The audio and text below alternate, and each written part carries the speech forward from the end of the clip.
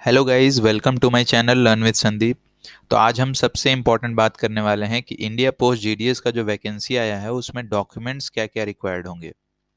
अगर हमें सिलेक्शन चाहिए, अगर हमारा मेरिट लिस्ट में नाम आ जाता है तो कौन कौन से डॉक्यूमेंट्स हमें वहाँ पूछे जाएंगे और देखे जाएंगे। अगर उसका डेट फेल होगा तो क्या होगा, क्या हमें टाइम मिलेगा या फिर उसी समय हमें डिस्क्वालीफाई कर दिया जाएगा। सबसे पहले हम डॉक्यूमेंट्स की बात करें तो जो सबसे इम्पॉर्टेंट डॉक्यूमेंट होता है वो 10th का मार्कशीट होता है। अगर 10th का मार्कशीट आपके पास वैलिड है तो फिर आपको कोई भी रिजेक्ट नहीं कर सकता है, चाहे आपका कास्ट सर्टिफिकेट वैलिड हो या फिर ना हो। लेकिन कोशिश यही करना है कि कास्ट सर्टिफिकेट आप बिल्कुल वैलिड रखें, पुराना भी हो तो उसको अपडेट करवा लें और उसको वैलिड करवा लें। सबसे पहले जो डॉक्यूमेंट रिक्वायर्ड था मैंने आपको बताया, 10th का मार्कशीट सबसे इंपॉर्टेंट वैलिड मार्कशीट होना चाहिए, फेक मार्कशीट सीधे रिजेक्ट हो जाता है। सेकंड बात करें कास्ट सर्टिफिकेट, अगर आपका सिलेक्शन यूआर से हुआ है तो आपको कोई भी कास्ट सर्टिफिकेट की जरूरत नहीं है, फिर भी अगर कोई डिमांड करता है तो आप कोई भी कास्ट सर्टिफिकेट उसको प्रेजेंट कर सकते हैं। इसका कोई उतना इम्पोर्टेंस नहीं होता है, लेकिन अगर आपका कास्ट वाइज सिलेक्शन हुआ है, जैसे ईडब्ल्यूएस से सिलेक्शन हुआ है, ओबीसी से सिलेक्शन हुआ है, एससी या एसटी से सिलेक्शन हुआ है, तो ये जैसा कि आप जानते हैं सेंट्रल गवर्नमेंट का जॉब है, तो इसमें आपको central government authorised caste certificate ही चाहिए। अगर ये caste certificate authorised central government नहीं होगा तो अगर वो ऑफिसर चाहेगा तो आपको रिजेक्ट कर सकता है। बाकी फर्दर वो आपको टाइम भी देंगे कि इतने समय में आप हमको कास्ट सर्टिफिकेट प्रेजेंट कीजिए, नहीं तो उस समय जो भी कास्ट सर्टिफिकेट आपके पास होगा वो आप उनको प्रेजेंट कर देना। अभी से भी आपके पास टाइम है, अभी से भी आप अपना कास्ट सर्टिफिकेट अप्लाई कीजिएगा तो उससे पहले 1 महीने के अंदर अंदर आपको कास्ट सर्टिफिकेट मिल जाएगा।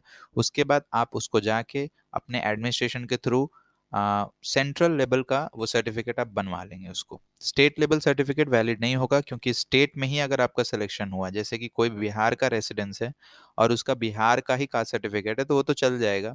लेकिन अगर कोई बिहार का है, उसका सिलेक्शन अगर बाहर कहीं किसी स्टेट में होता है तो सेंट्रल गवर्नमेंट का ही कास्ट सर्टिफिकेट वैलिड होगा, क्योंकि वो अपलोड होता है और फर्दर उसको हायर अथॉरिटी वेरीफाई करते हैं। तो जब तक वो सेंट्रल गवर्नमेंट का कास्ट सर्टिफिकेट नहीं होगा आप रिजेक्ट हो सकते हैं।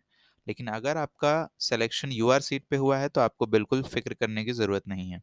वैसे देखा जाए तो इसमें भी फिक्र करने की ज़रूरत नहीं है। अगर आपका selection OBC EWS SC ST से हुआ है तो ऐसा नहीं है कि आपको डिस्क्वालीफाई कर दिया जाएगा, लेकिन आपसे डिमांड किया जाएगा कि आपका सिलेक्शन इसके दौरान हुआ है तो आप अपना कास्ट सर्टिफिकेट प्रेजेंट कीजिए।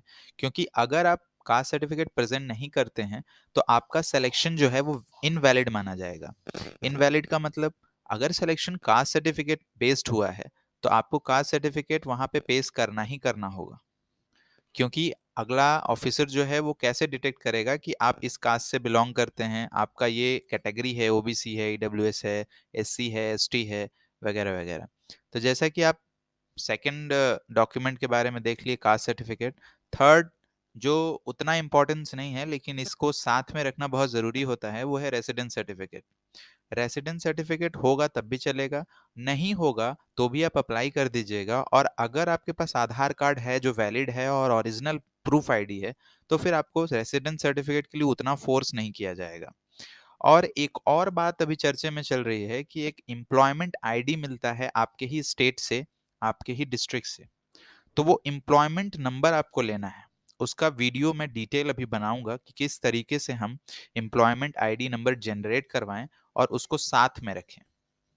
वो क्या रहता है कि वो आपका रजिस्ट्रेशन होता है आपके ही स्टेट में कि आप अनएम्प्लॉयड हैं और आप एम्प्लॉयमेंट के सर्च में हैं। तो उस कंडीशन में एक नंबर दिया जाता है, उस एम्प्लॉयमेंट आईडी उसको कहिए या फिर एम्प्लॉयमेंट नंबर कहिए, और वो आपका एक रिप्रेजेंटेशन होता है कि आप एक अनएम्प्लॉयड पर्सन हैं उस स्टेट के। तो वो होना बहुत ज़रूरी होता है, वो वहाँ डिमांड भी करते हैं, लेकिन अगर नहीं हो तो वो टाइम भी देते हैं कि इतने समय में आप बना के हमें भेज दीजिएगा।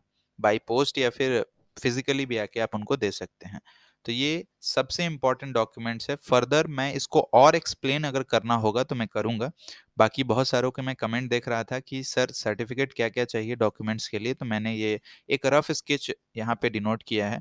आप इसको देख के फर्दर आप कर सकते हैं अप्लाई जो जो डॉक्यूमेंट आपको चाहिए।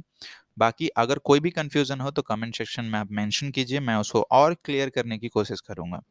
धन्यवाद इस वीडियो को देखने के लिए। प्लीज़ लाइक कीजिए और सब्सक्राइब कीजिए इस चैनल को।